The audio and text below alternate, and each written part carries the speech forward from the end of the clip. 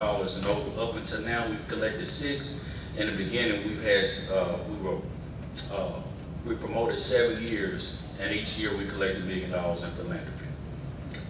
So that's on the 990. So the $4.5 million Chick-fil-A gave you, I mean, how that works? That's a very good question. And so I believe it has on one of these sheets, they did not give us the money, but because we contributed $100 million to raise that land out of the floodplain, we are taking credit along with the city of Pine Bluff for making that project happen.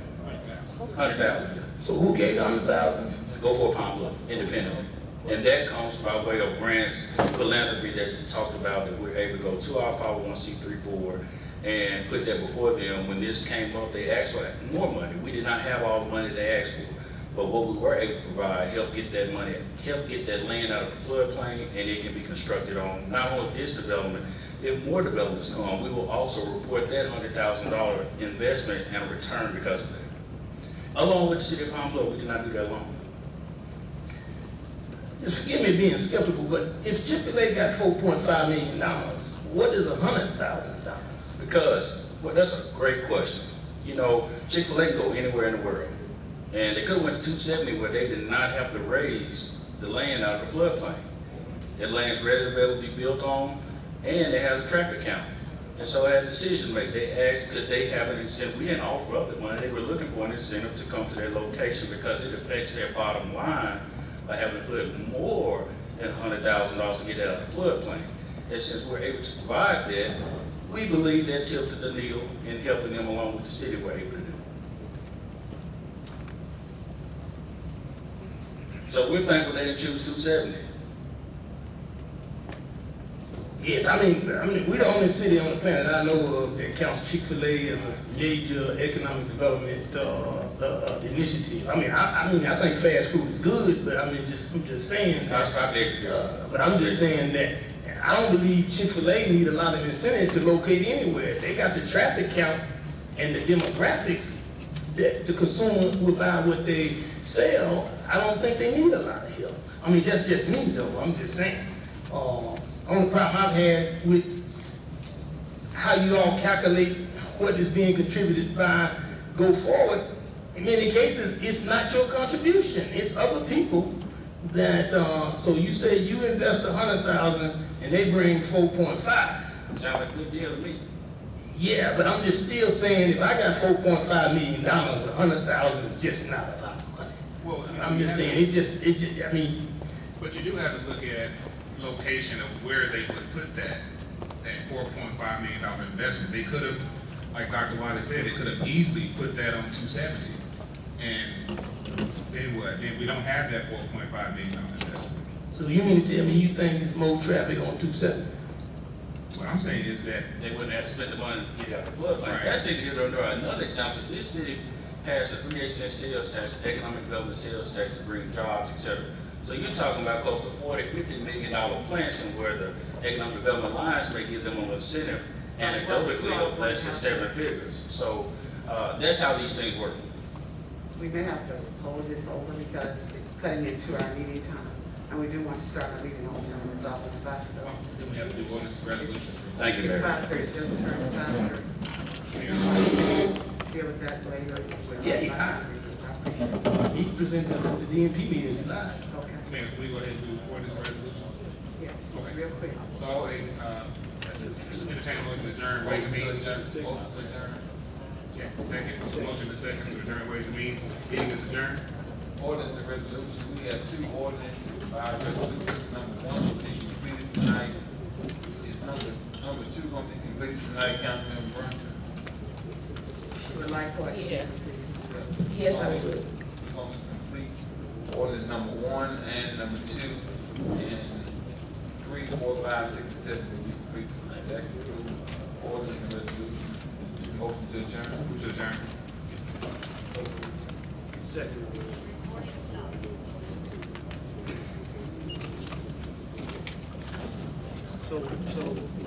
It's time now for us, it is now 5:30. It's now time for us to go into our public speaking.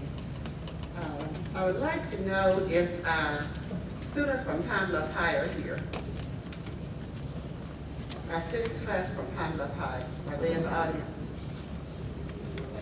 Okay, maybe they are coming in.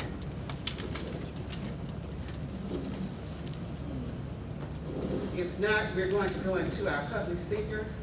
We have 2 public speakers tonight coming with items on the agenda.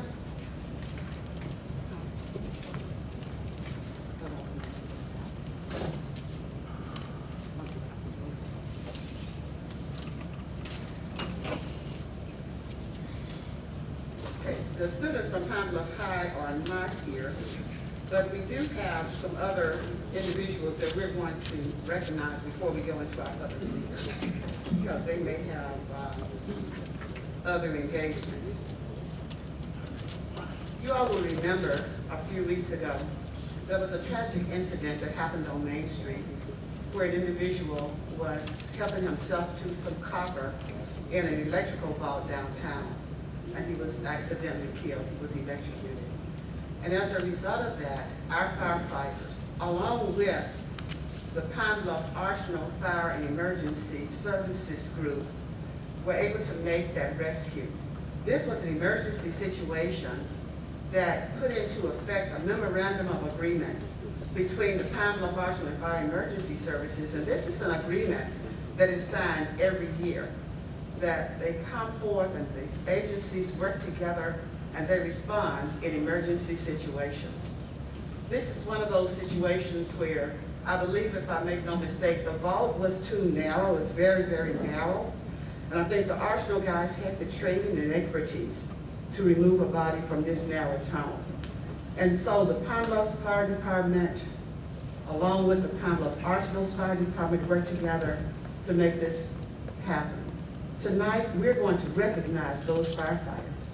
We have with us representatives from the city of Pine Bluff and the Pine Bluff Arsenal, and they're going to present these tokens of appreciation to these men of bravery. Well, good evening, everyone. My name is Colonel Colin Keeman. I'm the commander of Pine Bluff Arsenal for the past 5 months. And what I'd really like to do is really recognize some professionalism, courage, and teamwork. Some very dedicated firefighters on both forces. It's an honor to be here. I'm going to keep the remarks really short because I think the mayor hit everything right on the head. That mutual aid agreement that we have and that partnership is essential to us at our installation, and I believe also for the city, as a lot of our employees from Pine Bluff Arsenal reside right here in Pine Bluff. But without further ado, I'd like to bring up Chief Howell, and we're going to go ahead and discuss some of the fine individuals that we're going to recognize this evening. I'd just like to take this moment to say thank you and to say that we work together on a number of instances where we had to go out to our Arsenal to assist, and that's what that mutual aid agreement is about. That if they need something, we're there to help them. If we need something, they're there to help us. And we do that, formalize that through a mutual aid agreement every year. So it's a compliment to know that we have their support and they have our support, and that our members work together as a team, as they give us a particular call, working hand in hand. And it's just a great thing to have in our community. So I say thank you on behalf of the fire department and the city for being a part of that, and we look forward to doing it year in, year out. So at this time, we're going to recognize a few special individuals that went on above and beyond the normal call of duty, exchanged a few certificates, and I think we have some challenge points for those particular members. And I'm going to pick one else on your behalf that would like to say a few words from our I'll let you. Well, if I could bring Mr. Rockburn here. He's our Deputy Commanding Officer, and I'm going to go ahead and have him read a citation, and I'm going to present the certificate on behalf of the Arsenal to the Pine Bluff Fire Department. So, Chief. U.S. Army Pine Bluff Arsenal Certificate of Appreciation presented to the Pine Bluff Fire Department in recognition of outstanding collaborative efforts of the Pine Bluff Fire and Emergency Services during emergency on 7 August 2023. The mutual aid agreement between the two organizations allowed Pine Bluff Arsenal personnel to step in and assist Pine Bluff Fire Department during confined space recovery operations. All personnel involved in this incident went above and beyond call of duty and should be commended for their actions. Signed, Colin K. Keenan, Colonel Commanding.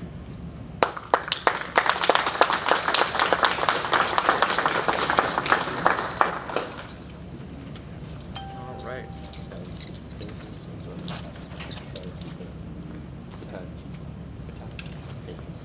Battalion Chief Pincus. You come forward, please.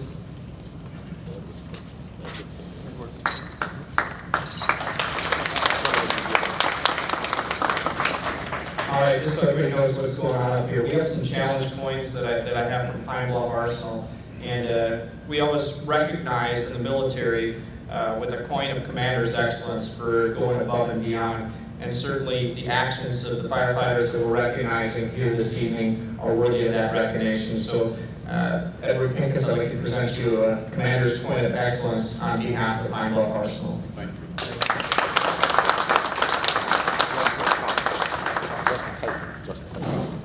And if also get Justin Taylor up here, please.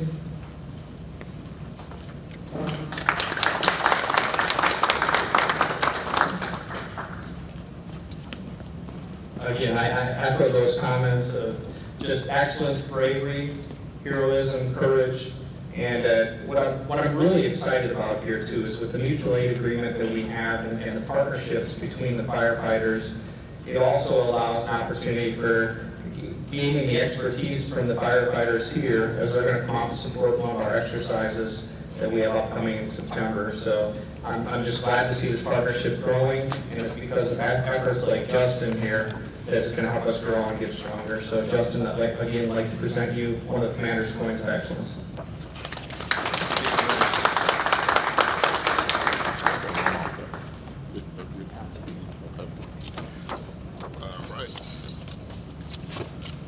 Chief, I don't want to put you on the spot, but I want to give you a coin of excellence also. All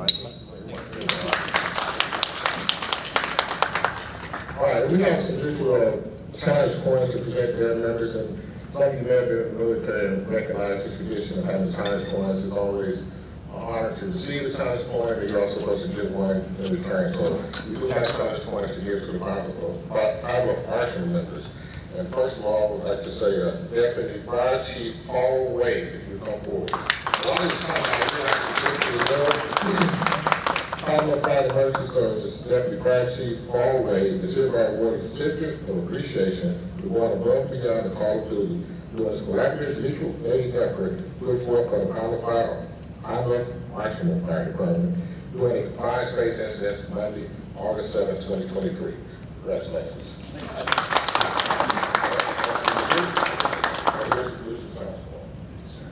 Then we have firefighter Mike Harrington. They have a site certificate. I won't read it twice, but it was a site certificate.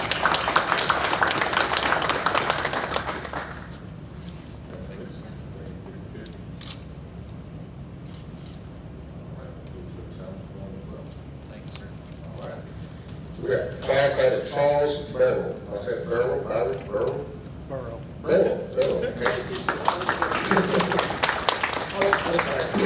Mr. Burrow couldn't accept, be here tonight. He had other obligations, but he's accepting on his behalf.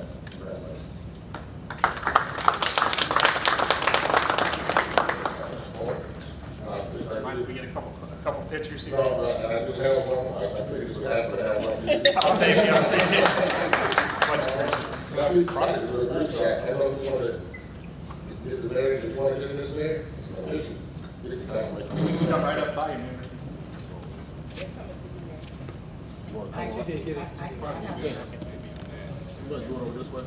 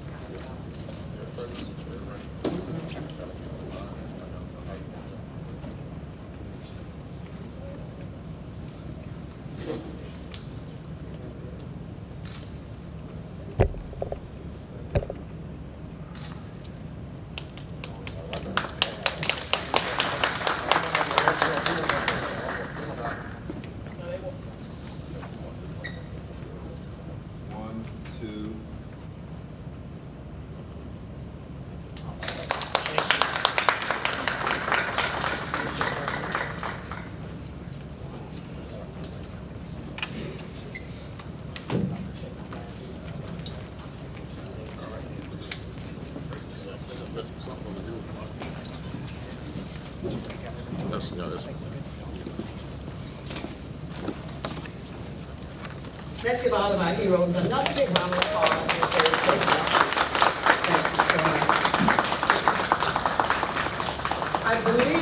The Pine Bluff High School students have come in. Is Miss Alicia Smith in the audience? Miss Smith, will you stand? Can you kind of lower me just a little bit? Miss Smith, will you stand, and will you have those students to stand? Do you have all of them with you? I think I had about 10 students. Do you have 10 with you, or how many do you have? One parent that had come or somebody. Okay, so what I want you to do is to walk to the microphone. These are students from, I would like to acknowledge the teacher, Ms. Alicia Smith, and students, you all file in behind her, please. File into the microphone behind her. I would like to acknowledge Ms. Smith, who is here tonight with her AP Government class. And these students are the upcoming 2024 honor graduates. They're some of the upcoming 2024 honor graduates. I do have their names, but in the era that they are born, I may not be able to correctly pronounce every name. So I'm going to ask if Ms. Smith, if you'll say a little bit about your class and what you all would like to do, and then we'd like for each one of those students to step to the microphone and introduce him or herself, tell us who they are, and tell us a little bit about what grade you're in, and just a real quick info of what you want to share with us. All right, good afternoon. Thank you, everybody, for allowing us to participate. The AP Government class has your brightest, and I mean absolute brightest and smartest scholars at Pine Bluff High School.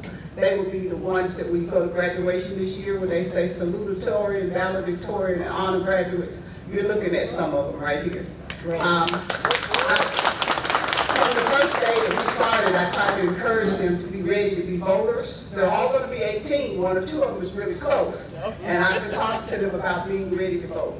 And so we had an idea to come up with a civic engagement. So they want to actually meet each one of their ward representatives. They want to be active. They want to find things that they can do as seniors so that when they graduate, they can be voting and they can be registered and they can be informed. So I want to introduce to you the class of 2024 from Pine Bluff High School, the brightest and the smartest, and my class that will be scoring phenomenally on the AP exams this year.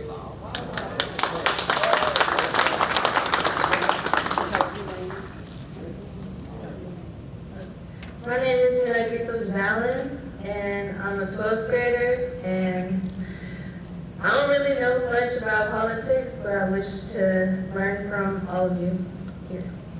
Thank you. Hi, I'm Makaya Curry. I'm a 12th grade senior at Pine Bluff High, and just like Milagritos, I'm here to get the info on politics. Thank you. Hey, my name is Shannon Laurent. I'm a 12th grader, and I just want to learn more about the city to see like how to improve it better and just to help my community. Thank you. Hello, my name is Alala Bug, and I would like to know more and get more insight about our city and how we can progress and make it better.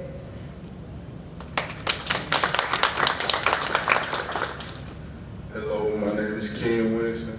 I'm a 12th grade senior, and some things I just came here to learn how to fix the city, how to just improve it as a whole. So we want to thank you. Oh, I'm sorry. There's another one. I'm sorry. Don't want to omit anyone. Good afternoon. My name is Anthony Goldsmith. I am a 12th grade senior at Pine Bluff High School, and I'm here today to learn more about the community I live in. Okay, Anthony, is your mother Tracy? Yes. What's your mother's name? Nadia. Nadia Goldsmith. Okay, Goldsmith. Listen. And one of the students couldn't be here, but her mother came and stepped in for her. Okay. I want to tell you that Miss Tamara Tate is also one of our students, and I promise you, they're going to worry y'all all year long because they are active and they want to know some things. So be ready because they'll be emailing and they'll be questioning. But thank y'all for giving them time. We're going to show up as often as we can, and we'll be here to support whatever you need them to do to help the youth. And I want that mother to step up because parental engagement, and that's what she's showing us tonight. Her daughter could not be here, but she's here for her.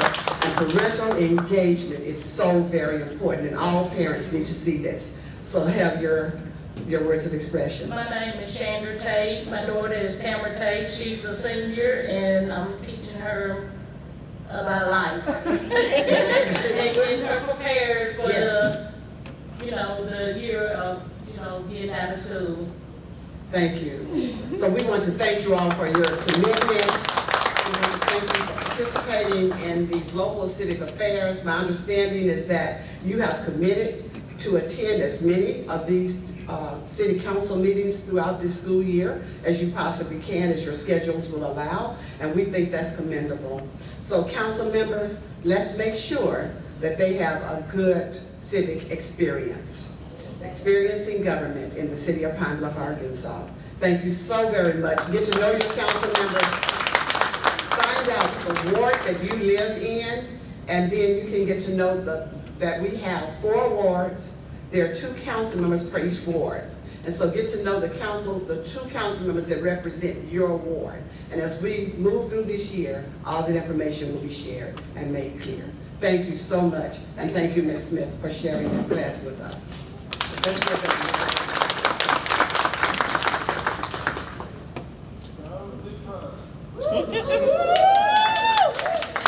Yes, go Zebras. Moving into our public speakers for this evening. Our first speaker is Mr. John Finley. And Mr. Finley wants to speak on agenda item number 2. He's speaking against agenda item number 2. You have 3 minutes, Mr. Finley. I have a little excerpt here from an ftc.gov website about antitrust laws that I'd like to read. Congress passed the first antitrust law, the Sherman Act, in 1890 as a comprehensive charter of economic liberty aimed at preserving free and unfettered competition as the rule of trade. In 1914, Congress passed 2 additional antitrust laws, the Federal Trade Commission Act, which created the FTC, and the Clayton Act. With some revisions, these are the 3 core federal antitrust laws still in effect today. For over 100 years, the antitrust laws have had the same basic objective, to protect the process of competition for the benefit of consumers. The Sherman Act outlaws every contract, combination, or conspiracy in restraint of trade, and any monopolization, attempted monopolization, or conspiracy or combination to monopolize. Certain acts are considered so harmful to competition that they are almost always illegal. These include plain arrangements among competing individuals or businesses to fix prices, divide markets, or rig bids. These acts are per se violations of the Sherman Act. In other words, no defense or justification is allowed. The penalties for violating the Sherman Act can be severe. Although most enforcement actions are civil, the Sherman Act is also a criminal law, and individuals and businesses that violate it may be prosecuted by the Department of Justice.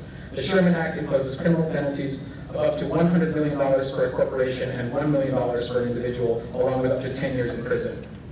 The Federal Trade Commission Act bans unfair methods of competition and unfair or deceptive acts or practices. The Clayton Act addresses specific practices that the Sherman Act does not clearly prohibit, such as mergers and interlocking directorates, that is, the same person making business decisions for competing companies. The Clayton Act also authorizes private parties to sue for triple damages when they have been harmed by conduct that violates either the Sherman Act or Clayton Act, and to obtain a court order prohibiting the anti-competitive practice in the future. In addition to these federal statutes, most states have antitrust laws that are enforced by state attorney generals or private plaintiffs. Many of these statutes are based on the federal antitrust laws.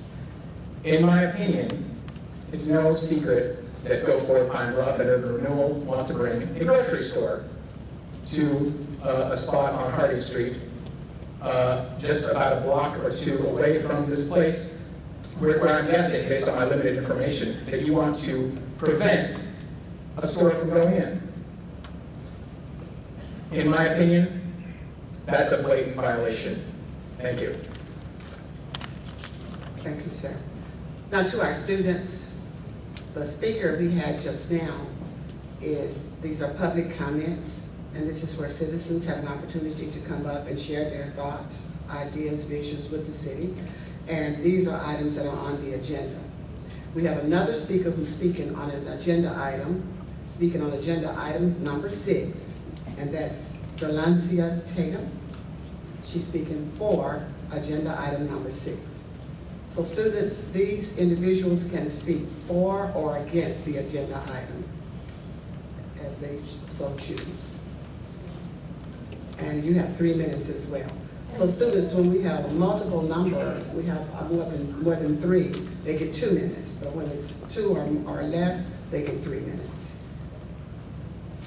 Good evening. Good evening. My name is Delancia Taylor, and as the mayor stated, I am the vice president of the Pine Bluff Western Little League, and I am speaking for agenda item number 6. Today, I stand before you to advocate for a noble cause that will bring immeasurable joy and opportunities to the aspiring athletes in our community, supporting our local baseball Little League through a donation effort. The Pine Bluff Western Little League is located at Benny Hatcher Field. We have roughly 100 to 200 children each year that we teach, mold, and mentor in the Pine Bluff community. We currently only have 2 fields that we utilize for practices and games. Now granted, with 100 to 200 children, we have at least 10 to 12 teams, 3 game days, and that leaves us with 2 practice days throughout the middle of the week. And 2 fields for 12 teams to adjust with. That becomes hectic at times, and I myself volunteered as a coach last year, and I spent my own money scheduling practices at the DBAT facility in Whitehall because our fields were not able to be used. By passing this resolution, you're not simply accepting donations of real property at the Brave Field. You're investing in the development of character, leadership, and the sense of belonging among our youth. These young players represent our future, and with your help, we can empower them to hit home runs not only on the field, but also in life. Thank you for your time, and thank you, Councilwoman Frazier, for your leadership in this manner. Thank you. Thank you. Thank you so much. That ends our public speakers speaking to agenda items. Now, students, we want you to know that we'll have speakers speaking after we close the meeting, and they will be addressing items that are not on the agenda. We call those speaking to non-agenda items. Okay? At this time, we're going to call our meeting to order. We always call the meeting to order after our public speakers. We're going to open up with our invocation, and our invocation will be brought to us this evening by Pastor Courtney Smith. He's the pastor of Destiny Worship Center here in Pine Bluff. We're going to ask you to please stand and remain standing for the Pledge of Allegiance.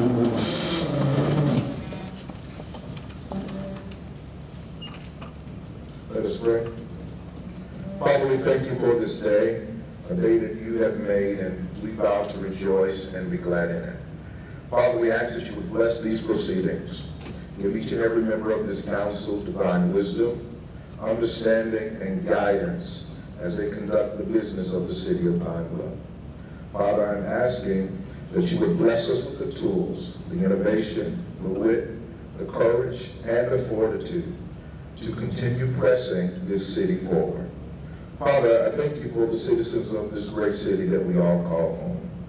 I declare that your hand of provision and your hand of protection will continue to rest upon this place, and that you will continue to cover us with your love and your mercy.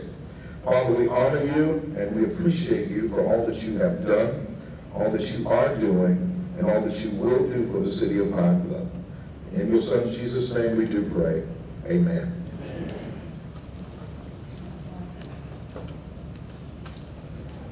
I don't know where our flags are, so let's just imagine our flags are here. I pledge allegiance to the flag of the United States of America and to the republic for which it stands, one nation, under God, indivisible, with liberty and justice for all. You may be seated. Pastor Smith, thank you so much for that beautiful invocation. Courtney, I don't know who set the room up today, but this is the first time this has happened. We'll make sure that this doesn't happen again. Our flags are missing there. Each of you should have, at this time, we're going to have a roll call from our city clerk. Councilmember Mays. Here.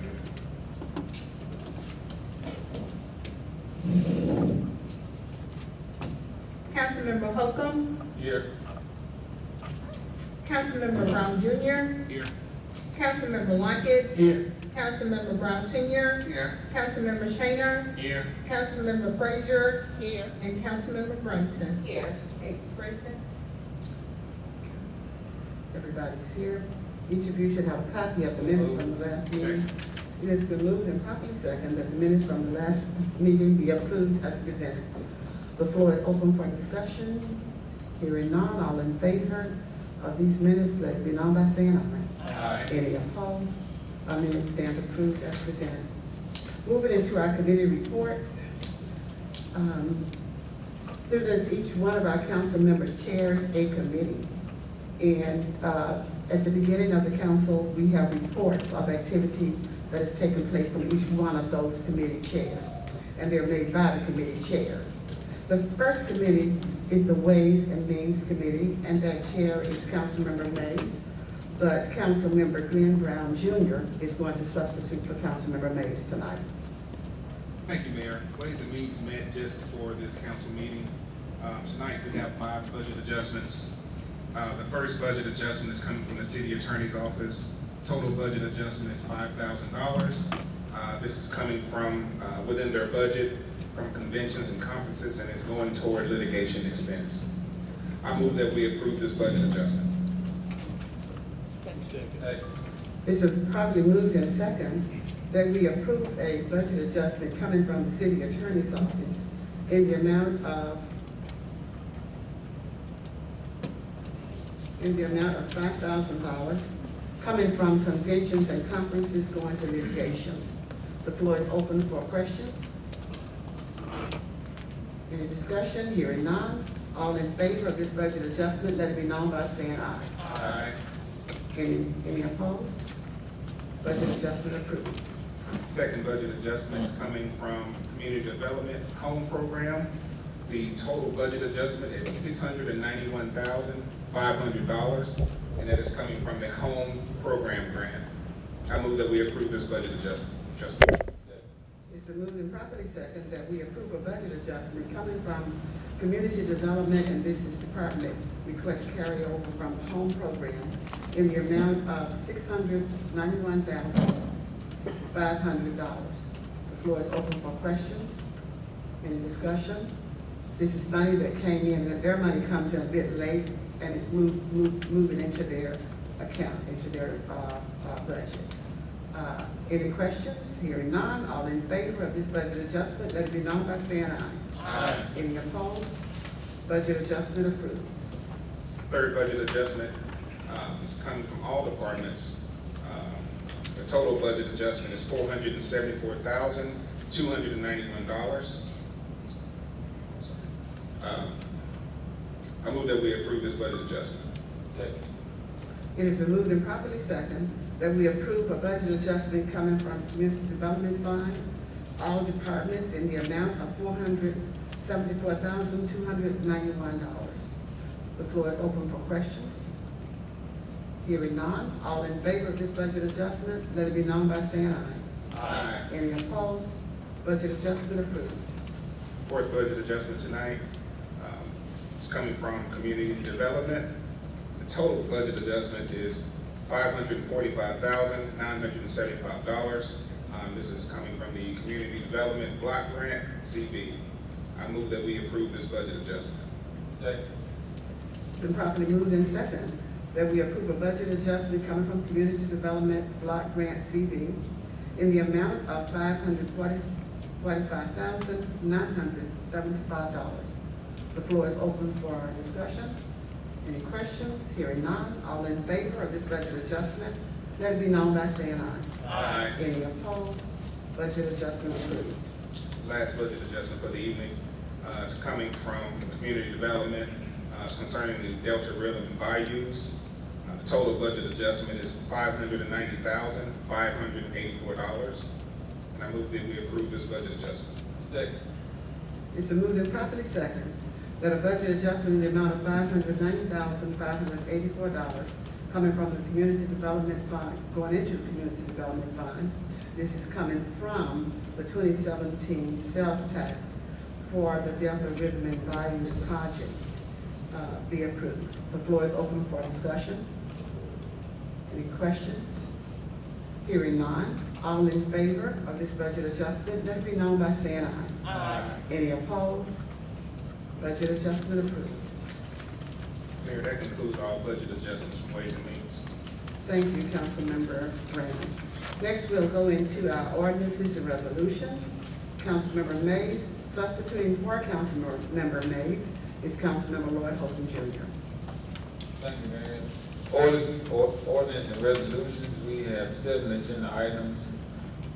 2 ordinances, both ordinances will be completed on tonight. 5 resolutions, and they will be completed on tonight. That gives us a total of 7 agenda items. That concludes the ordinance and resolution. If there are no questions. Okay. Thank you, Councilmember Holcomb. Our next report will come from Councilmember Brown Sr., Economic and Community Development. Good evening. Thank you, Mayor.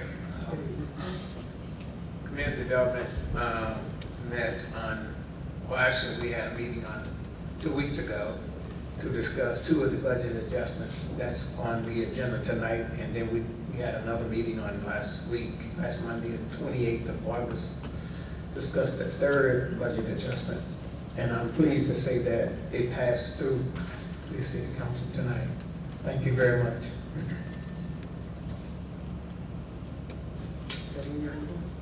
Thank you, Councilmember Brown, for such a good report.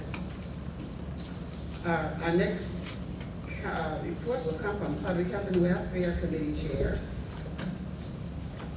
Councilmember Lynette Frazier. Thank you, Mayor. First, we did not meet, but we will have a meeting on September 14th at 11 a.m. If you can mark your calendars, September 14th at 11 a.m. But I would like to take a point of privilege.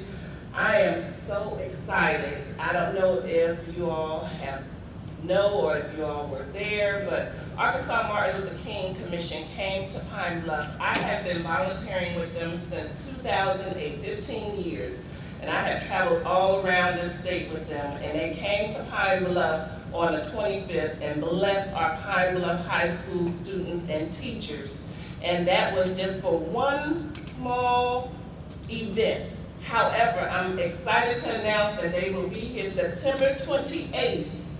And they are coming here to be a blessing to our city, to be a blessing to our students. One of the things that they are working on is combating violence with teaching the principles of Martin Luther King Jr., the nonviolence principles, and talking about anti-bullying. So they're going to be here, and I am so excited that they're coming. Carl Anthony Payne will be the keynote speaker, and I'm humbled, and I was truly surprised that he asked for my church to host the youth gospel explosion for that night. And so everybody is invited to all these events. It is vital that we show up for our students. We can't say we love our students if we're not intentional about showing up. So from 9 to 2, they're going to be at the Pine Bluff High School Gymnasium. And then 6 p.m. that night, they will be at my church, St. Luke African Methodist Episcopal Church, where they will have a youth choir from all around our city. It's youth all around. So if you have youth that want to participate, tell them, call me. And but we are going to have a great time. We are going to bless our Pine Bluff High School students. I can't wait because he got some great gifts to give away for the students. And so I'm thankful for Deshaun Scarborough for bringing that here. So let me ask the students out there in the audience. When he came to Pine Bluff High School last week, or the last time he came, what was the big gift that he gave away? Can one of the students raise your hand and tell us what it was? Do you remember? Does anybody remember? I saw this hand first with the lavender shirt. Stand up for us so we can see you real good. Last time they were at our school, they bought celebrity Pooch from the game. Celebrity who? His name is Pooch. Okay, you all know Celebrity Pooch, audience? Pooch those kids were excited. And what was that big prize? He gave a gift away. A laptop. A laptop computer. And that kid was so excited. I don't think I've ever seen a kid that excited even at Christmas. It was wonderful. Yeah, so this gospel event will be at St. Luke Church, your church on Princeton Pike. Thank you so much. And this is truly about the youth. So the youth are going to do the program, the youth are going to do the singing, So let's make it out and support our young people. Thank you so very much. Is that in your report? That's my All report. right, thank you so much.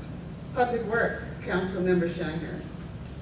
Mayor, Public Works has not met since the last council meeting. I will get with the committee when we decide to have our next meeting. That concludes my report. Thank you, Councilmember Shiner. Development and Planning, Councilmember Lockett. Thank you, Madam Mayor. The Development and Planning Committee met on August the 20, I think that was the 29th. Sure. That was a Wednesday, Tuesday.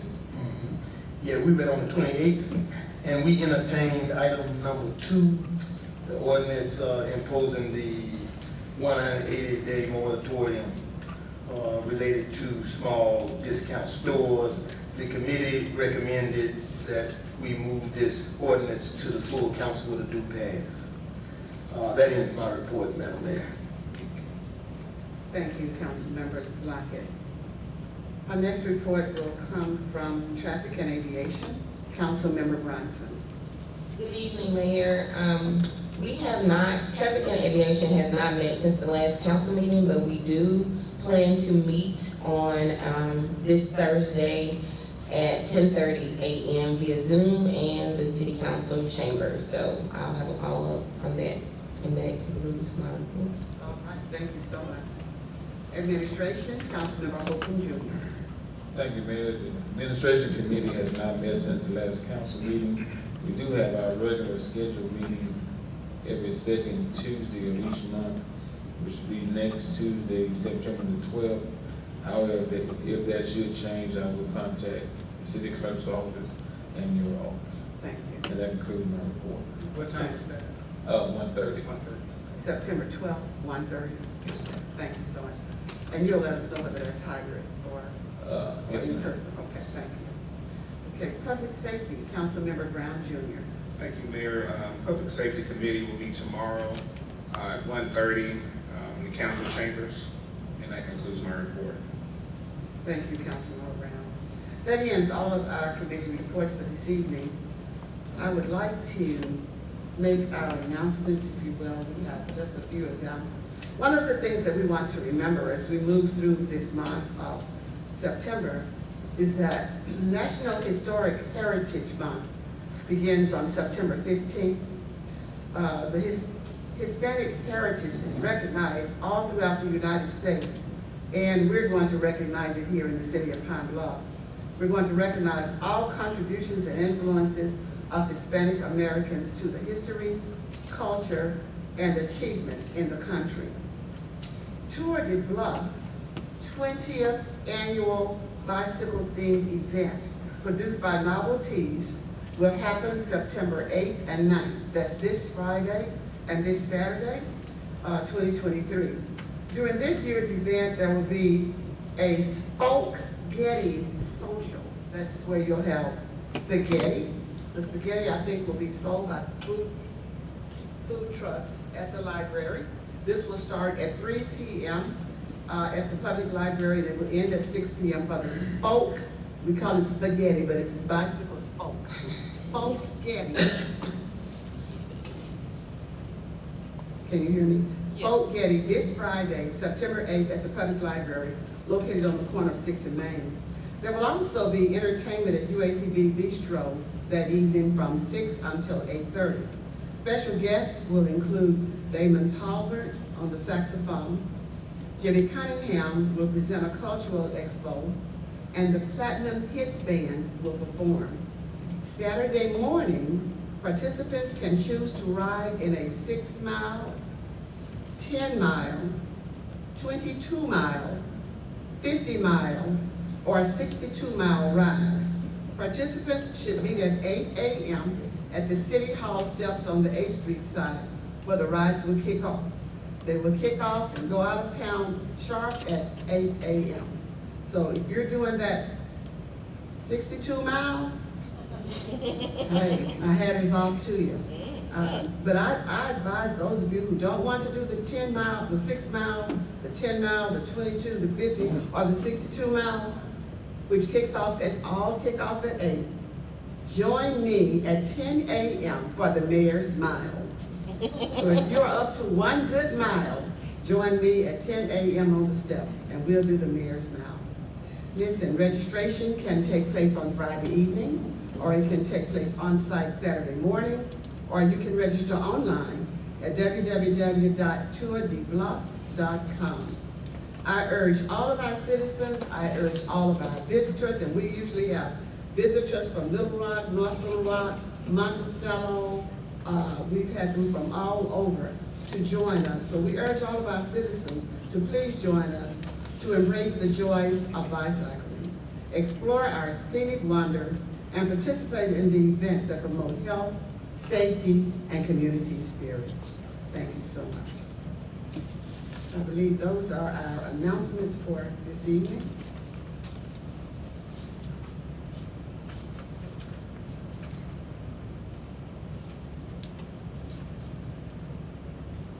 We're going to go into our ordinances and resolutions. Councilmember Holden.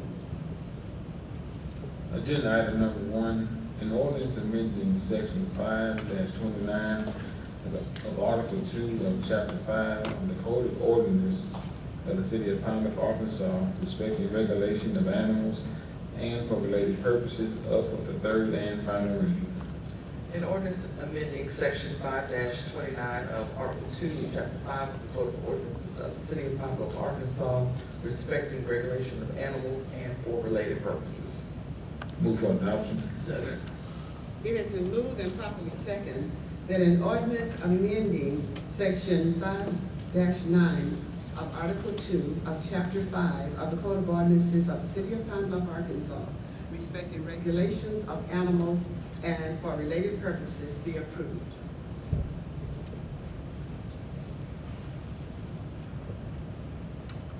The floor is open for questions or any discussion.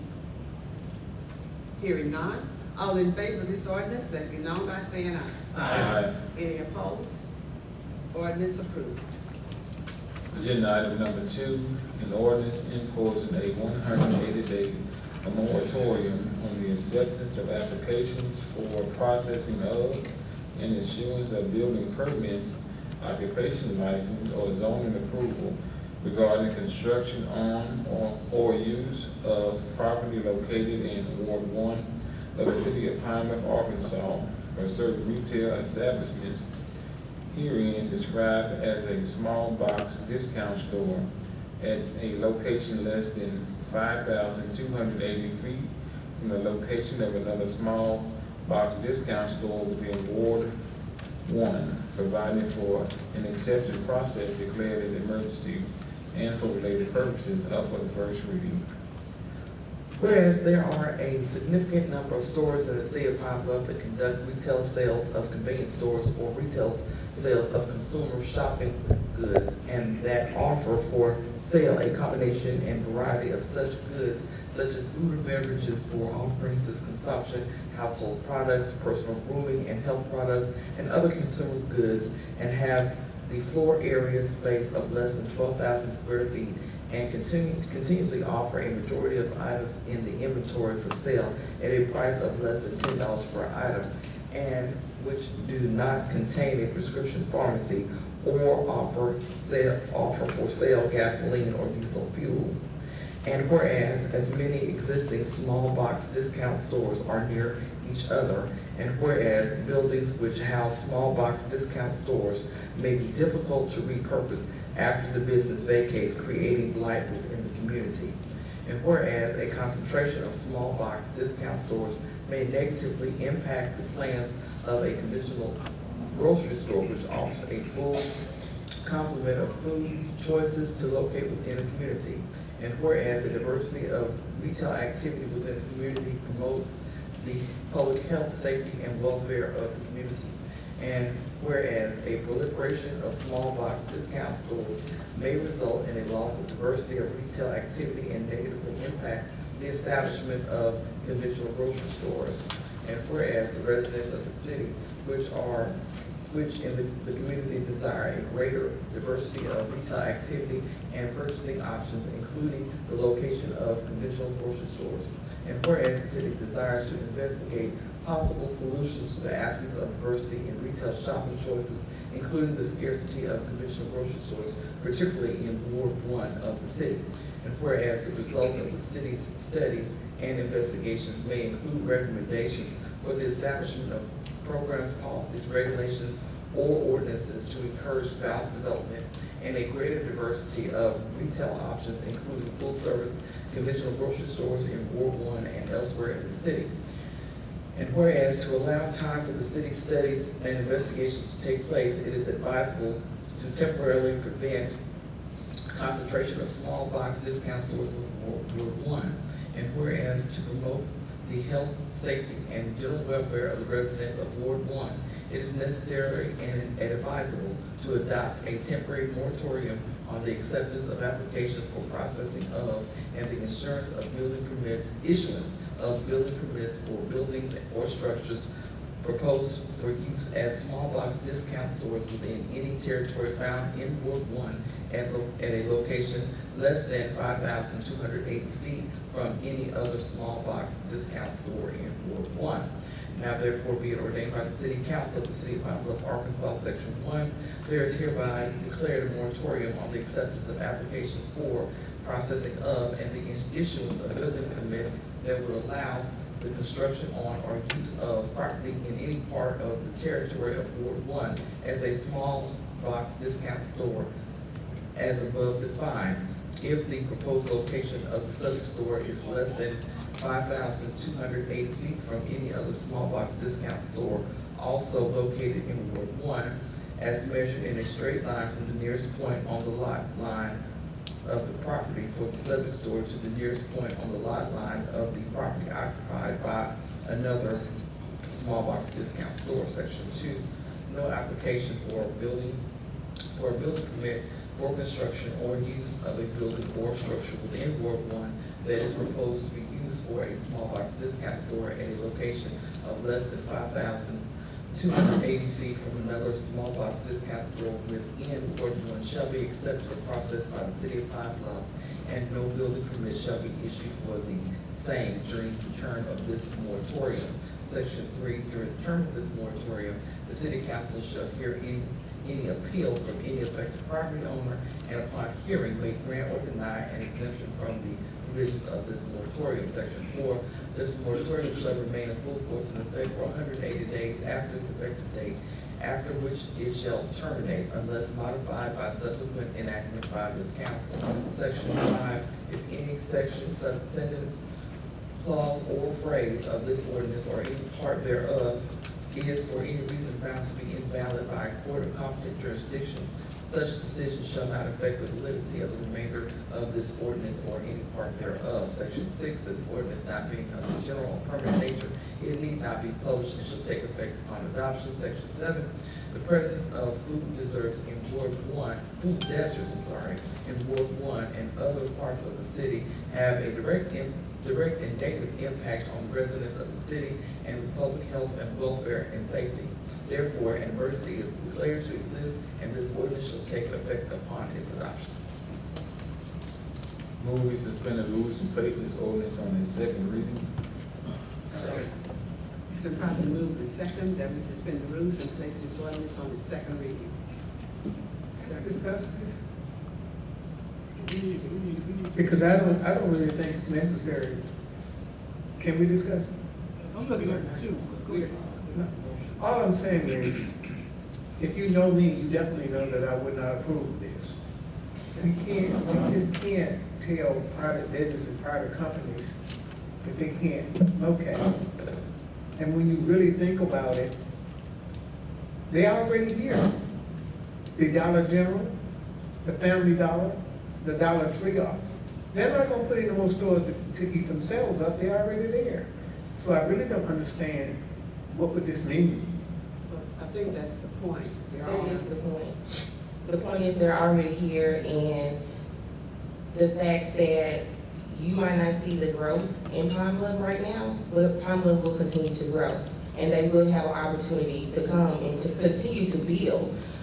So it's about being proactive and not reactive, to continue to let small box stores disenfranchise our communities and not get what we need. when we need a full-service grocery store, and we don't need just a small box store to give us the minimal things that we need. We need access to healthy foods, healthy produce, healthy options. People deserve that wherever they are. So regardless if they are here, we don't need any additional ones to be here. So that's I want to say, I guess we can talk across the table with each other in a friendly way, because she did speak while I was speaking, and I'm upset about that.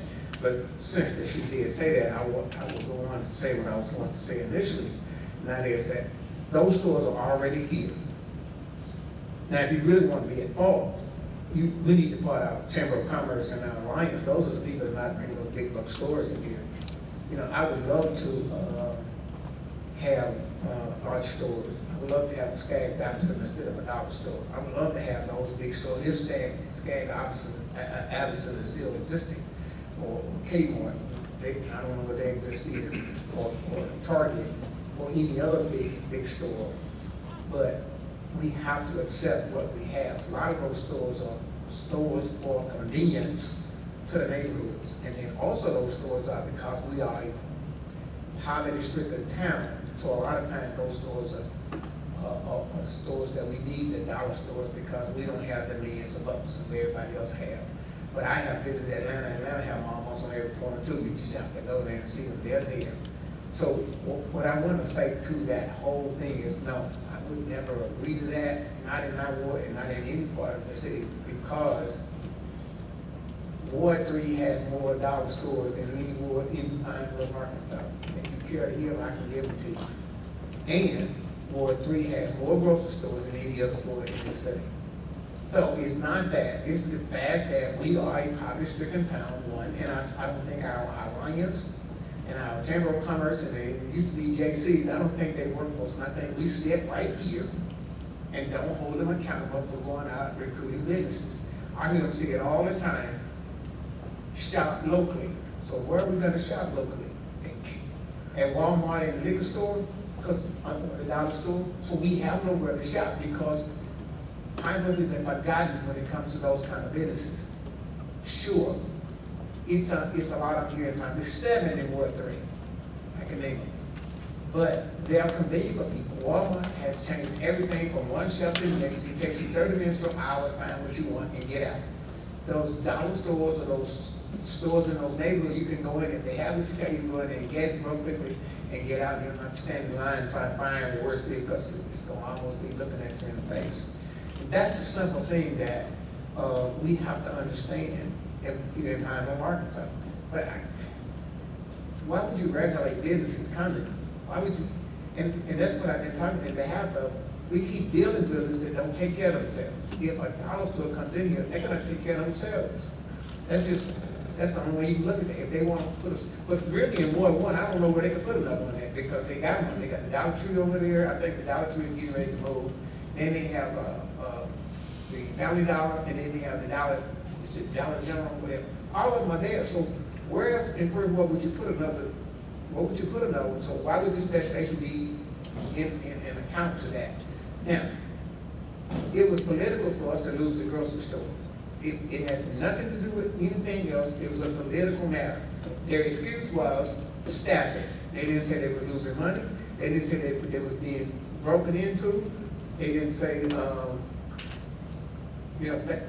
they said the lease was up, but they had money to buy the lease, to re-sign the lease. So it was staffing. With 3 stores across town, why would staffing be a problem? All you have to do is that you come in the morning, and if the manager's not here, you call the other store and say, look, John didn't show up today. Can you send Sarah over here to the store to manage this morning? So you got to look at what I'm saying. It's political. It has nothing to do with losing money. The people that live behind that store alone can take care of it. The people from Alltown, Grady, Gould, etc., all down in that area come to that store. They made a lot of money. Now I understand the mayor says she even shopped at that store. So, and when I'm uptown at work, that's the store I shop at too. And it's also a store that you could go to when you couldn't find what you want at the other Supermarket stores. So, and I go back a long ways with those stores, from Safeway to Brookshire's to all that. You want to say Brookshire's or whatever. So, no, this is not very good legislation, and I think that I think, you're gonna have other people frowning on something of that nature. We are not the legislative body that will regulate when business wanna come in 9 to 5 times. If we pass this, we are definitely in violation, and we definitely probably gonna suffer a lot more from other businesses not wanting to come when we have such rules like that on the books. I just think it's not good. I think, I think the mayor and the Chamber of Commerce and the Alliance would get together and get a grocery store in that building. I think everything else that we're trying is failing because it was political from the jump straight.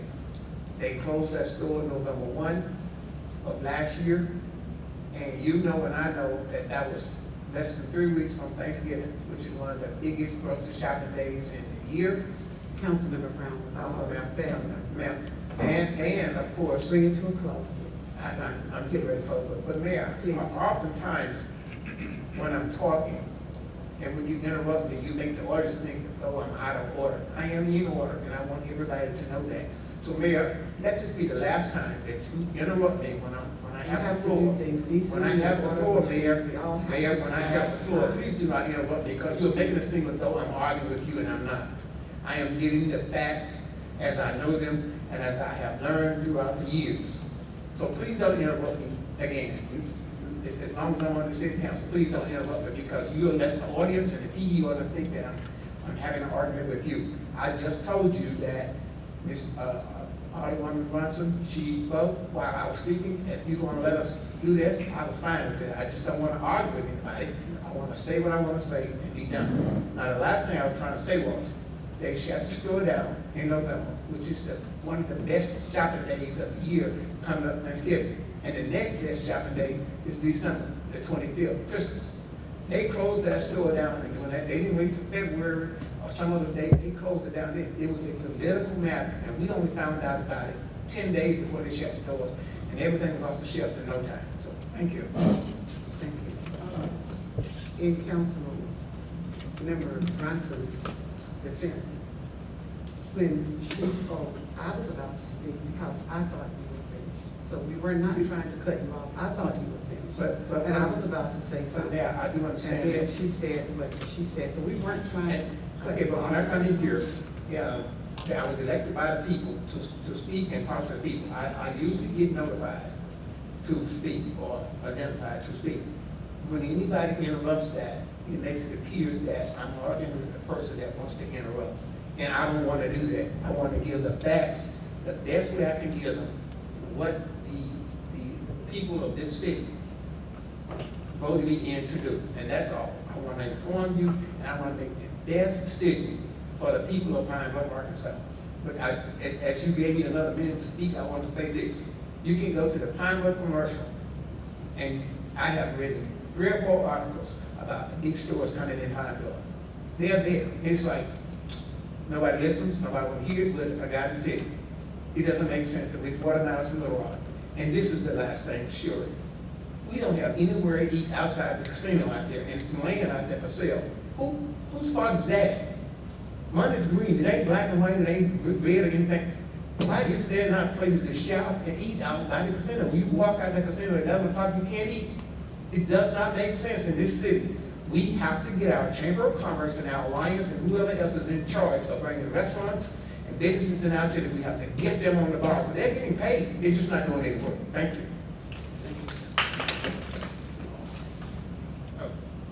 I was saying that it's not, the moratorium is not like we're closing it forever. It's just 180 days, which is 6 months.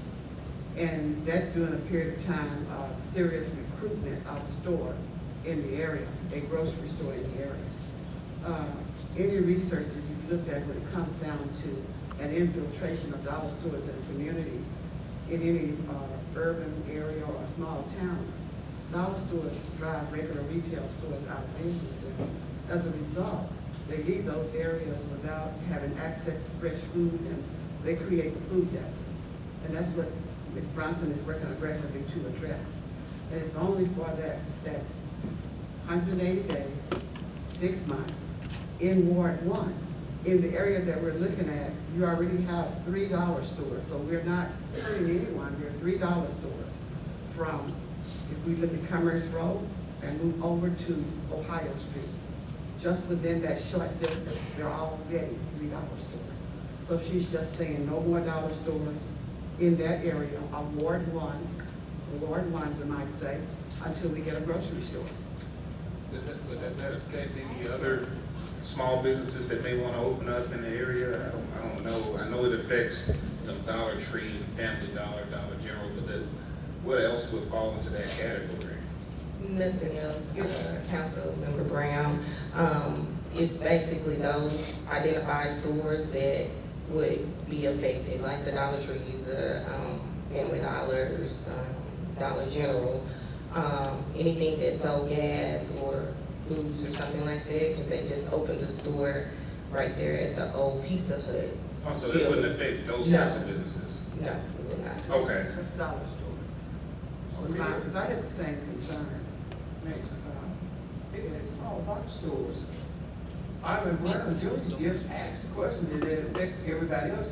If you put Dollar Tree on listed, you're prejudiced. So when you say small box stores, you're talking about anybody else that want to open up a business. That's not what this is. You didn't say dollar store. You did not say Dollar Tree. You said small box. And that's a prejudice. If you put Dollar Tree on this legislation, then it's prejudice. If you put small box stores, that includes everybody that want to open up a store. If you read the ordinance, you will see what it includes. Councilmember Bluff. Madam Mayor, there's a motion, second on the floor to suspend the rules, to place this on third reading. I call for the question. Second reading. Second reading. Second reading. Second reading. That's what I was giving to you.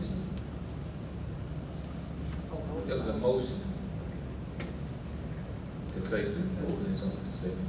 And I guess the reason why, I was gonna say the reason why is that there's no place in there for any discussion. So that's probably why Councilman Brown, Senior asked to discuss it there, because otherwise there's not a place for any discussion. I mean, the question is whether one would like to read it, twice and refer it to the next council meeting, or whether. It's been moved and can we move on? It's been moved and. I would like for it to be on the next council meeting as well, to get more understanding from the public on this. Just 5,280 feet. That's 1 mile. That's 1 mile. I mean, we're talking among ourselves. We're not talking to our citizens, though. I've talked to my citizens in Ward 1, and this is affecting Ward 1. And we had our committee meeting, and you were in agreement with it. I know it. I mean, I'm not ashamed. I did say, now, let's read it at least twice. Okay, let's vote. I mean, just for the citizens. We just can't bum rush our citizens, but they don't know what's going on. They do know what's going on. My ward know what's going on because I communicate and connect with them on what's going on in Ward 1. And I believe Councilmember Holcomb can back me up on it as well. And this was also discussed at the town hall meeting that we held in Ward 1. How many people was at the town hall meeting? See, when you said Ward 1, that's a lot of people in Ward 1. But we all know in Ward 1 we're in a food desert and we need a grocery store. That's a parent. Let me say this. This piece of legislation that Councilmember Bronson is sponsoring, this is not to get rid of the stores that are already open. She has a piece of legislation for 180 days. If you just go down Harding Street from Ohio Street to Commerce Road, you have Dollar General, Family Dollar, Dollar Tree.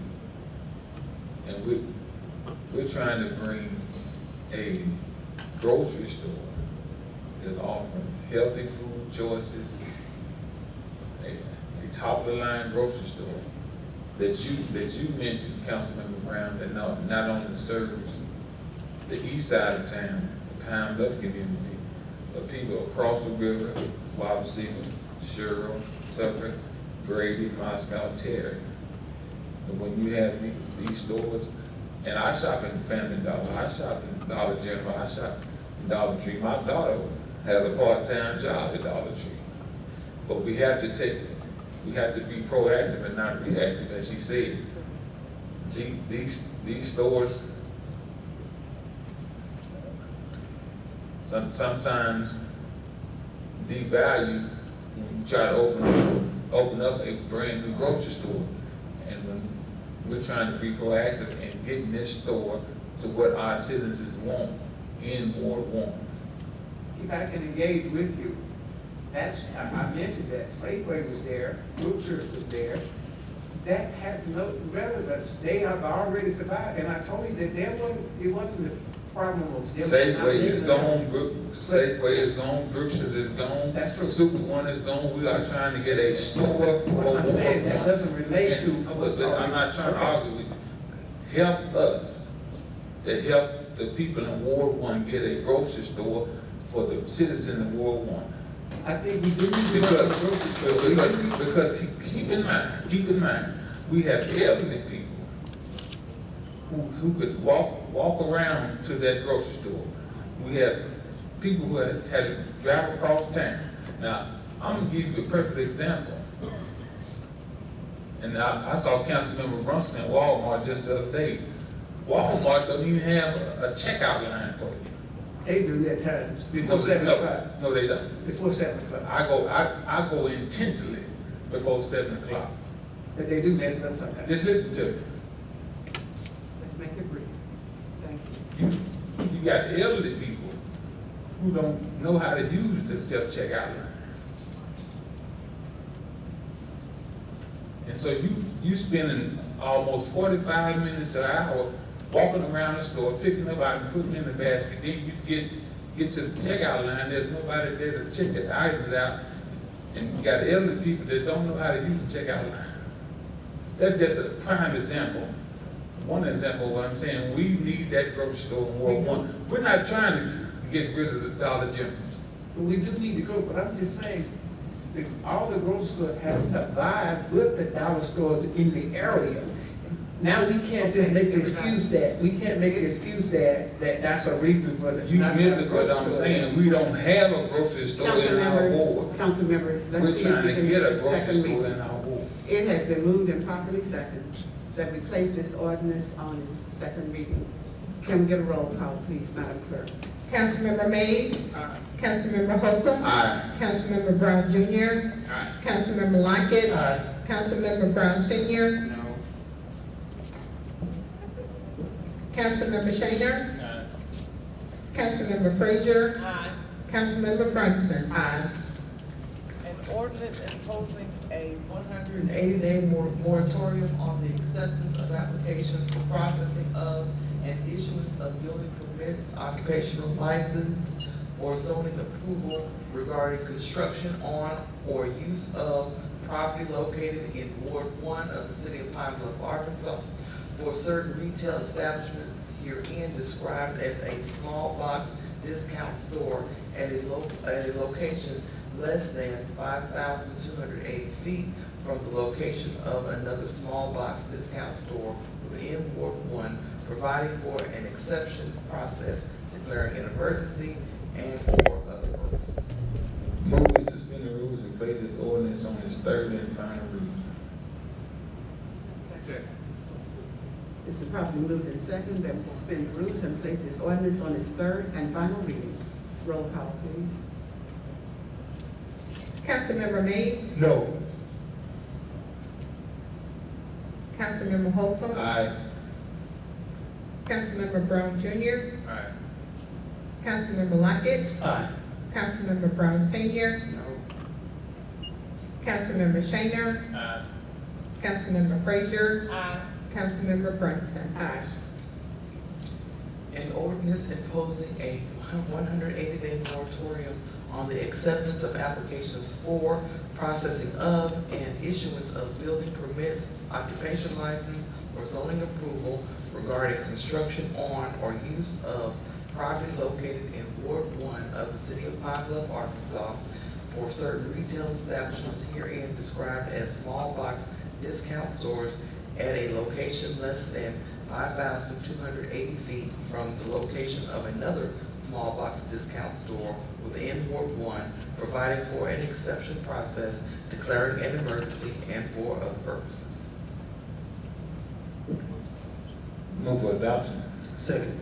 It's been moved and properly second that an ordinance imposing a 180-day moratorium on the acceptance of applications for processing of and issuance of building permits, occupation licenses, or zoning approval regarding construction on or use of property located in Ward 1 of the City of Pine Bluff, Arkansas, for certain retail establishments herein described as a small box discount store at the location less than 5,280 feet from the location of another small box discount store within Ward 1, providing for an exception process, declaring an emergency, and for other purposes be approved.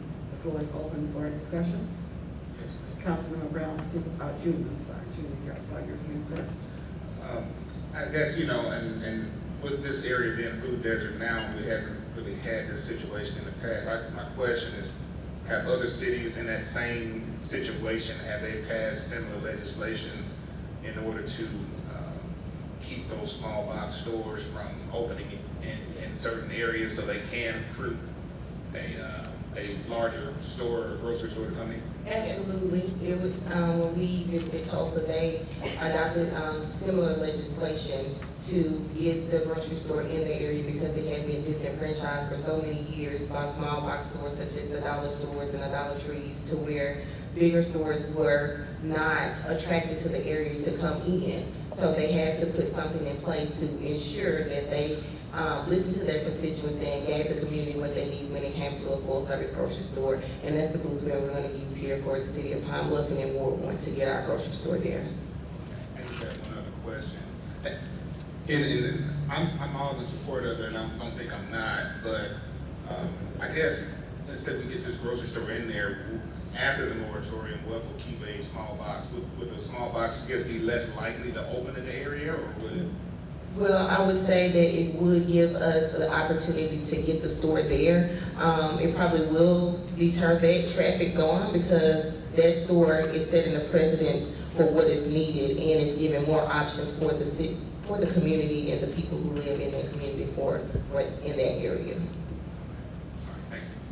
Any other questions, discussion? Councilmember Brown, Senior. Thank you. It's going to be very brief, and that is, as I mentioned, not being redundant, but as I mentioned, there has been grocery stores over there forever, and the small box stores have made it. And this store did not go out of business because it was having financial problems. It was other reasons that it went out of business. So frankly, I wouldn't just do legislation for legislation. This legislation is not worth the paper it's written on, and we're gonna get some flack from it. We're gonna get it, because this is not legislating for city council. This is out of our, we out of our jurisdiction per se. Unless something dangerously has happened, you know, then you have a chance to legislate what goes on there. If it had been some kind of gambling house or something of that nature. This is a good business. And so I feel like that we're gonna get flagged from this, but thank you very much. This is an attempt to eliminate a food desert. But we have already had the store there, Mayor. We have stores there already. Councilmember Mays. Thank you. I just don't think it's an emergency. I think that, you know, the people, first, once again, I don't think it's an emergency. I think it needs to be read another time. We make a decision for our citizens that a lot of people, We've already read it 3 times. I understand that. But these stores are really convenient for a lot of people, and we're going to continue to grow in Pine Bluff. I don't think this is the end of the world.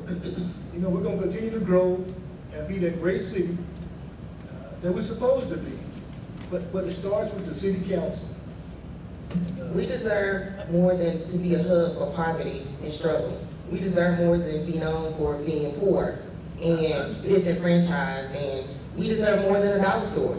I'm sorry, it might not be a state of emergency for you or other people that who are against it, but it's definitely a state of emergency for people who can't have access to the food that they need. I understand that. Competition is good. The stores have to raise up the competition. This city is gonna grow no matter what, but I don't think it's an emergency right now. But go ahead. And I'd say this, and keep in mind too, if there is a situation where a small box wants to open up, there is something here where it can be appealed to the city council and we can make a decision on that as need be. That's right. And then they have 3 other wards in the other areas. Councilmember Frazier. And I just want to say, it is a state of emergency. Because I know just from being in my ward, I am grateful to be able to drive right around the corner. Literally, if I needed to, I could walk around the corner to my grocery store and get healthy options.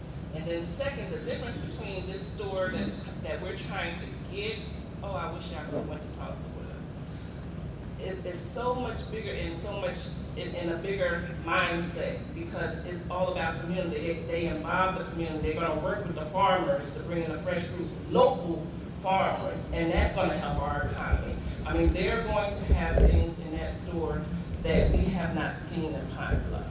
And so I'm just asking for us to come together for once because the truth of the matter is, if one side of our ward goes down, we all go down. We have to support each other in our wards and make sure our wards are thriving, all of them. Okay, I'm going to say in the words of former Councilmember Irene Holcomb, let's all do it. Let's vote. All in favor of this ordinance, let it be known by saying aye. Aye. Any opposed? No. Roll call, please.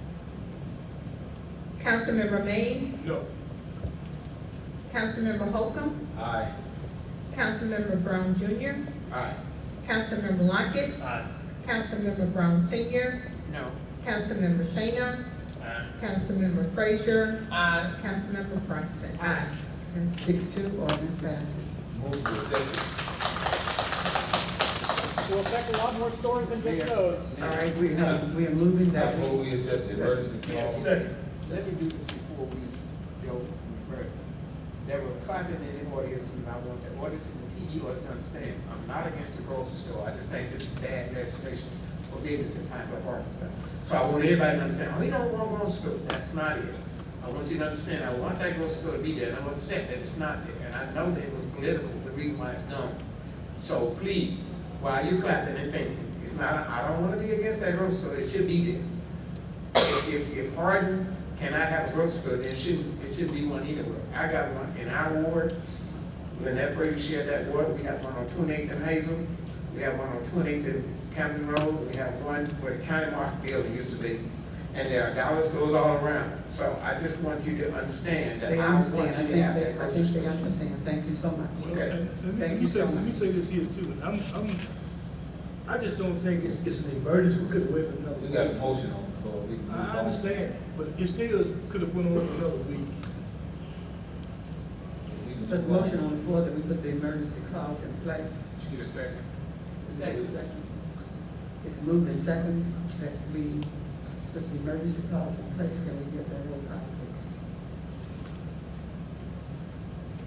Councilmember Mays, No. Councilmember Holcomb Jr., Aye. Councilmember Brown Jr., Aye. Councilmember Lockett, Aye. Councilmember Brown Senior, No. Councilmember Shayner, Aye. Councilmember Frazier, Aye. Councilmember Brunson. Aye. 6-2. Emergency clause approved. Councilmember. Agenda item number 3, a resolution establishing 2 new positions in the police department and fixing the essential duties and qualifications for each position.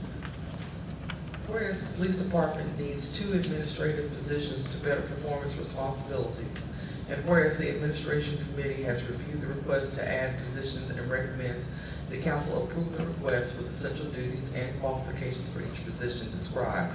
Now therefore be it resolved by the City Council of the City of Pine Bluff, Arkansas, Section 1, there is established and added to the roster of administrative positions within the police department the position of administrative coordinator to the office of the chief of police and the position of public information specialist.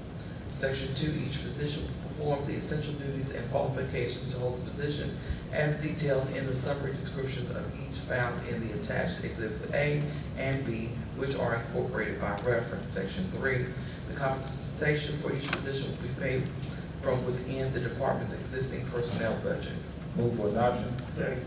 It's been properly moved in second that a resolution establishing 2 new positions in the police department and fixing the essential duties and qualifications for each position. The floor is open for discussion. Councilmember Brown Senior. Is the chief here? I'm not sure. Nobody can speak for the chief? I don't see anyone. What I would like to know is, these duties of these administrators, what I've been hearing is there's not enough patrollers on the street, so I'm trying to figure out what was being accomplished to these 2 new positions here. Who was doing this work before now? So I'm having a problem trying to figure out These are. who was doing this work. That the 2 new administrative positions. Especially after I hear from some of the street people that This is not moving a qualified or a certified police officer into this position. These are clerical type positions that they've been falling short of. So I asked who was doing this work before now. There are some We didn't, things, you know, there are some things that she's adding as she restructures. And so some of these are new positions. She did explain all this in public service meeting, but some of the This is city council. duties and responsibilities that they've had, she's expanding in some areas. And so these are clerical type positions. They're not certified officers. Now, she's still hiring police officers as they find officers who apply. But I'm asking the question and again, apply. who was doing these duties before now? Some of the duties that she's putting in place are new. Some of them are new. There's some things that they have not been doing that she's adding to what they're doing in their department. I think she's doing a great job, but I'm saying as a city council member, then we have to look at our finances. We creating 2 new positions. So I wonder who was doing this work? Was the city lacking work being done? Some of it. Throughout all the police chiefs that we've had? But not necessarily. This police chief is making some changes. She's adding and she's enhancing her department, and as a result of that, she's creating some new positions in the clerical field. And she was here, she did explain all that in our committee meeting. Well, to me, with such legislation, somebody from her office or herself should have been here to explain. It's not gonna change to what she thinks, but at least how it could have been explained. Because I'm seriously having a problem with. For tonight, I'm not sure, but she is normally here. But I'm seriously having a problem with Here, but I'm sure he's not ready to explain this. He's on duty for us. We appreciate him for that. But this was clarified. It was explained. It was clarified and explained in the administration committee meeting, which Councilmember Brown Senior is a member of. It went through administration committee and it also went through public safety. I certainly probably, I do maybe remember that happening, but I was in and out of my Zoom and it didn't come through clearly all the time. So council members, it goes to the committee. This went through 2 committees. Correct. Administration committee, it went through public safety committee. Plus, we're also giving these packets early enough that when you have questions, you can call. Everybody had the opportunity from Wednesday until today, Tuesday, to call the police chief or someone from the police department and get clarity. And she also had, and I didn't mean to cut you off, she also had it in detail in black and white attached with the legislation. And that's certainly correct. I wonder who was doing all these positions, all this work. Who was doing this before now is my problem. It may be new work. Who was doing all this work before now? We got to consider that, you know, last month we did a piece of legislation about being tardy, and time wasn't been in existence forever. So all of a sudden we get, you know, something about being tardy. I don't understand how these things just pop up. We've been had chief of police and chief of police and chief of police, and we all of a sudden that we have not been doing correct work. Don't get me wrong, I'm not against the chief. I just want to know why are we getting two new administrative positions when somebody already was doing this work. It's like you're creating things.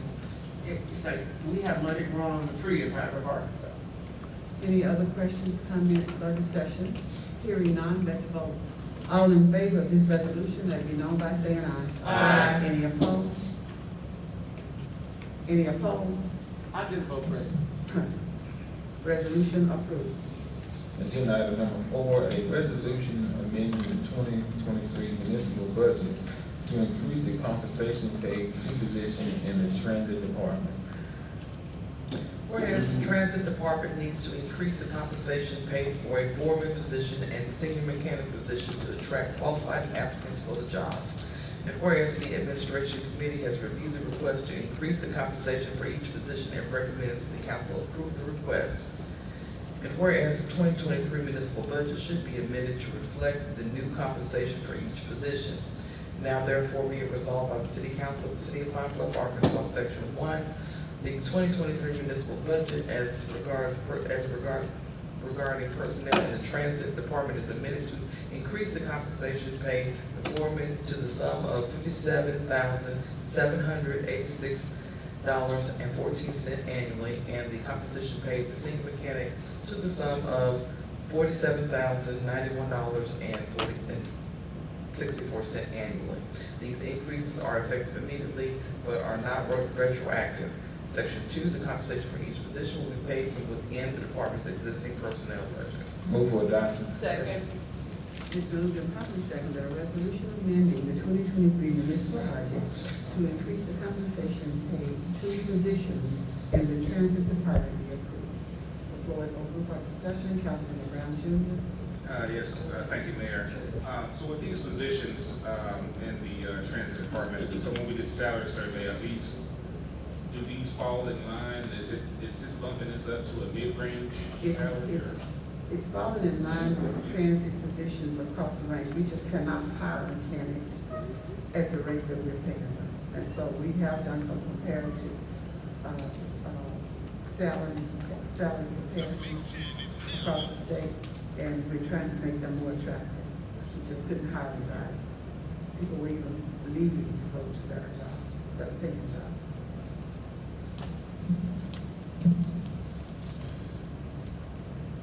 And these are those skilled jobs, those diesel mechanics. And we do have Ms. Shaw here. Mrs. Shaw is here. Anybody has a question? Any other questions? Good discussion. Hearing none. All in favor of this resolution, let it be known by saying aye. Aye. Any opposed? Resolution approved. Agenda item number 5, a resolution authorizing the mayor to execute an agreement with Powers Mechanical Service Company for any HVAC chiller installation for the main fire station. Whereas there is need to replace the HVAC chiller for the main fire station, and whereas the maintenance department advertised in a newspaper of general circulation in the city for seeking bids from interested vendors to perform the work, and whereas the firm of Powers Mechanical Service Company submitted the only bid, and whereas Powers has performed work similar to the desired work for the city in the past and is well qualified to do the job, and the cost is consistent with expectations. Now therefore be it resolved by the City Council of the City of Pine Bluff, Arkansas, that the mayor is authorized to execute an agreement with Powers Mechanical Service Company to install an HVAC chiller for the main fire station with a consideration of $159,906.28 and on such other terms and conditions consistent with the city's bid specifications and which are standard in the field for work of this nature. Move for adoption. Second. Please properly moved and second that we pass a resolution authorizing the mayor to execute an agreement with Powers Mechanical Service Company for HVAC chiller installation for the main fire station. The floor is open for discussion. Where is the main fire station? The main fire station is the building. Yes. It's right where the police station, fire station, and that chiller accommodates both ends of that building. That's what I wanted to talk about. It hasn't been that long. I know things happen. But it hasn't been that long that we spent $4 or $5 million on the Joe Thomas building, which is near that fire station. That is the building. Right, so I'm trying to figure out that. The chiller that's there, the money that was spent then did not include a new chiller. We did research and we found that the chiller that is there is over 20 years old. Okay, that's what I'm Those saying. chillers were made, they were not good chillers. It was, the same chiller was on the City Hall building, and these chillers were manufactured in Canada. So now, when they go down, you cannot find parts. When it went down, and it was this summer, we sent firefighters and police officers home after 11 o'clock, once it started getting really hot. So we asked them if they could do whatever they needed to get this thing up and running. So right now, it's running on a temporary basis. It can go out at any time. And they told us that the parts needed would take, they first told us 6 months, then they came back and told us 18 months. And now they've told us it will be at least 18 months, but they can't guarantee us that that part will solve the problem until they put it on. And so we know that we've already replaced one of those chillers that was in the main City Hall building. So rather than invest more money and time into that old chiller that was already a faulty chiller from Canada, we just want to replace it. Okay, so that chiller, it also operates where your office is? No. Okay, We've already replaced that okay, chiller. because I remember y'all was out sometime that, and I think y'all got that corrected, but let's go. And it was the same problem. Those chillers were identical. One was from, they both were put in about the same time. They both were from Canada. It's difficult to find parts, almost impossible. Okay, so let's go back to the Joe Thomas building. Okay. I do not understand, but I understand what you just said, but I do not understand why didn't they replace the chiller at the time of spending $4 or $5 million for the Joe Thomas building to be I wasn't there at that time, but I would assume that they didn't replace the chiller because the chiller wasn't giving problems. They did a renovation of the building, and many times people can remodel a house. If the air conditioning, the HVAC unit is working fine, they won't put one in at that time if it's not needed. But at the time that the renovation was done, I'm sure the chillers were working fine, and at that time they weren't that old. The reason why I'm saying it, because I think there was contention when they do an order, and they need some more money, is that correct? Contingency, yes. So they did that, Contingency.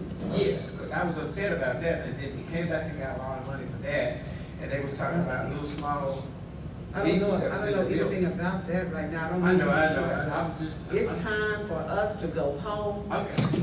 Okay? That's fine. This is agenda item number 5, a resolution authorizing the mayor to buy a chiller. All in favor, let it be known by saying aye. Aye. Any opposed? Resolution passes. Thank you. Agenda item number 6, a resolution accepting the donation of real property, Brave baseball field located at Miramar and Bay from Brave of Pine Bluff, Arkansas, Incorporated. Can we get a second? Oh, I'm sorry. I'm excited. We are ready to go home. I'm in agreement with the mayor. Okay, let's see. Whereas the community organization Brave of Pine Bluff, Arkansas Incorporated owns a baseball field located at the intersection of Miramar and Bay Streets in the city of Pine Bluff. And whereas the organization desires to donate the property for the city's use as a neighborhood park and recreation facility. And whereas the city desires to accept the donation subject to the execution of the memorandum of understanding with Brave regarding the renovation of the project. Now therefore be resolved by the City Council of the City of Pine Bluff, Arkansas, that the city accepts the donation of the baseball field property located at the intersection of Miramar and Bay Streets in the city from Brave of Pine Bluff, Arkansas Incorporated, subject to the execution of a memorandum of understanding concerning the renovation of the property. Formal transfer of ownership will be by deed. Move for adoption. Thank you, second. Okay, it's been moved and properly seconded that a resolution accepting the donation of real property, Brave baseball field located at Miramar and Bay from the Brave of Pine Bluff, Arkansas Incorporated be accepted or be approved. The floor is open for discussion. Councilman Frazier, followed by Councilman Brown Jr. Ever since January, when I came onto the council and I learned about the 25,000 discretionary funds that each city council member receives, I wanted to do something tangible that will be long-lasting, even if I'm not here, that will be able to help our citizens just help them in some kind of way. I wanted it to be tangible, not a one-time thing. So I had started driving around and I realized that park was there and I didn't even know who owned it, but I found out that Braves owned it, and then I started meeting with them, and then their board accepted that they donated to the city.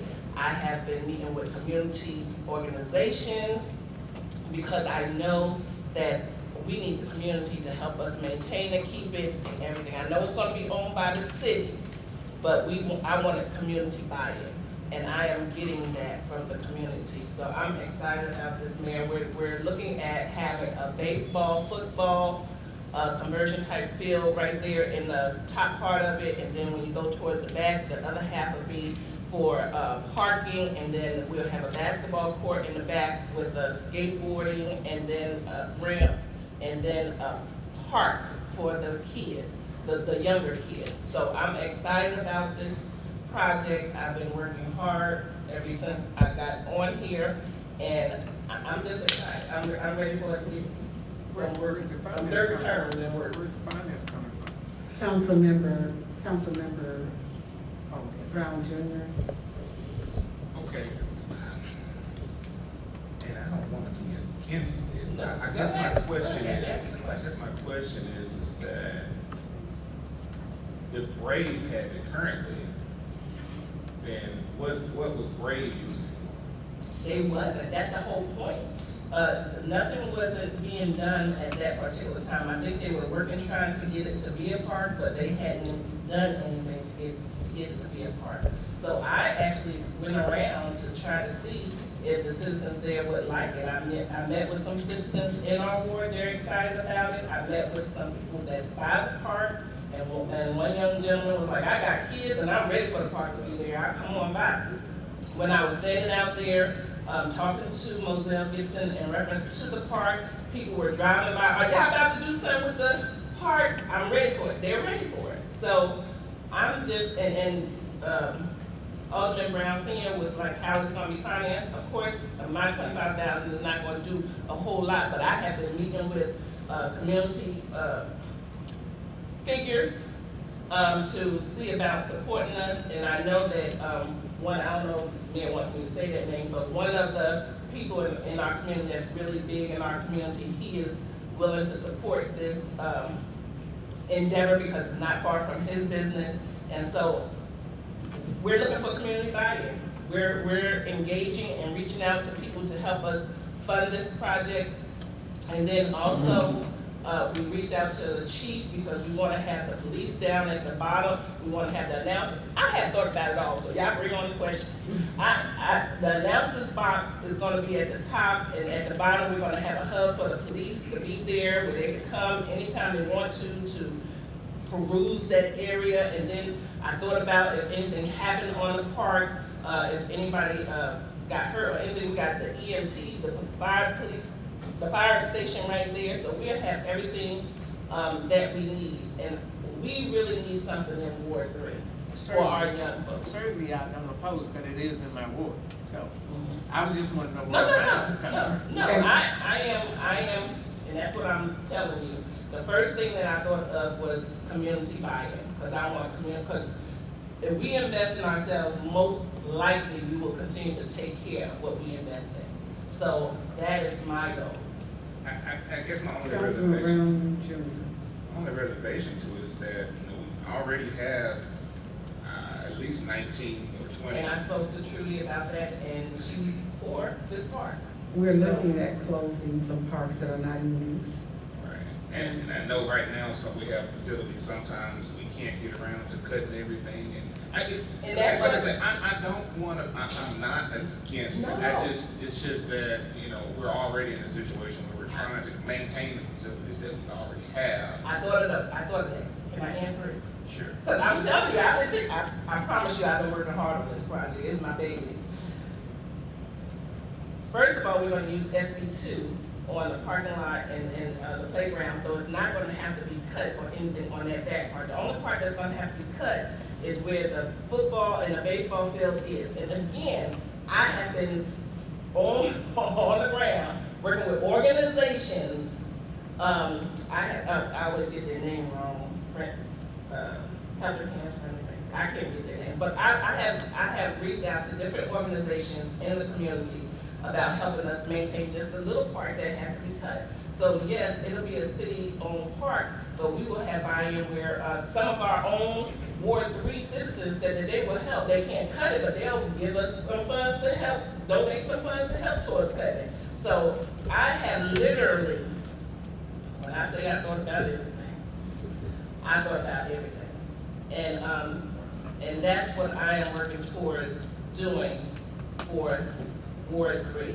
Thank you, Councilmember Frazier. We catch your vision. We applaud you for your efforts. We like the way you're using your discretionary funds to enhance your ward. If anybody else wants to make a contribution of their discretionary funds to this regular project, because there's not a real park, major park in Ward 3, and this can be that park. So if there are no more questions or comments, let's vote. All in favor of this resolution, let it be known by saying aye. Aye. Any opposed? Resolution passes. Agenda item number 7, a resolution authorizing the acquisition of real property.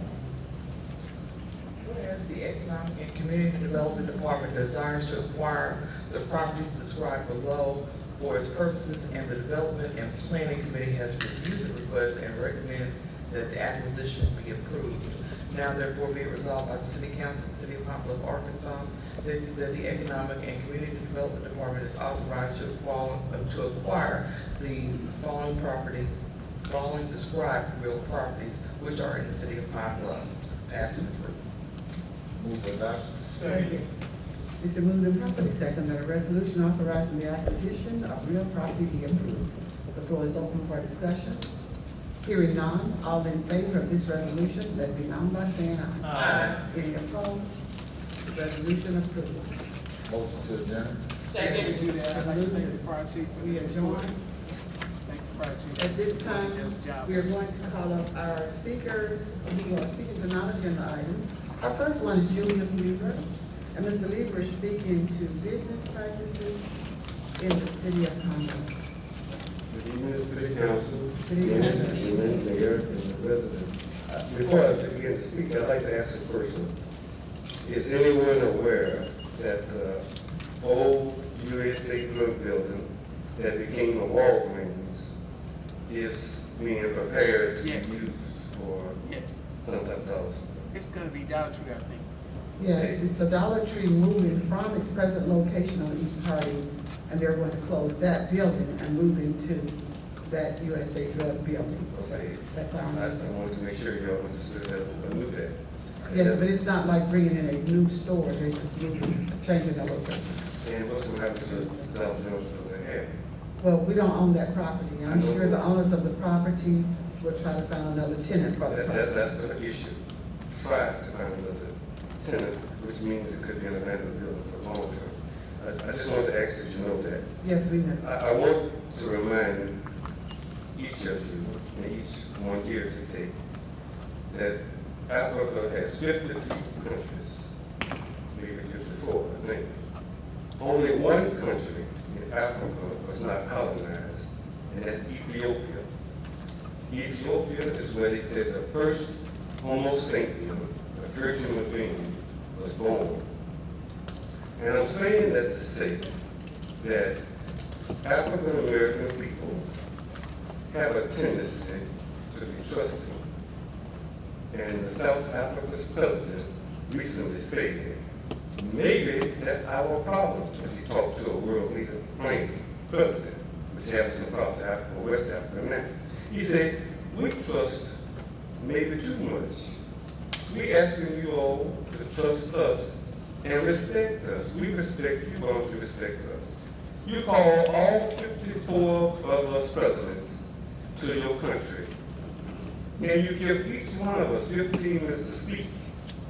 How can we take anything back to our countries with 15 minutes of speaking. You lay out the agenda and tell us if we do not come to finance, there's going to be some repercussions. So I am suggesting that a lot of things are happening in Pine Bluff.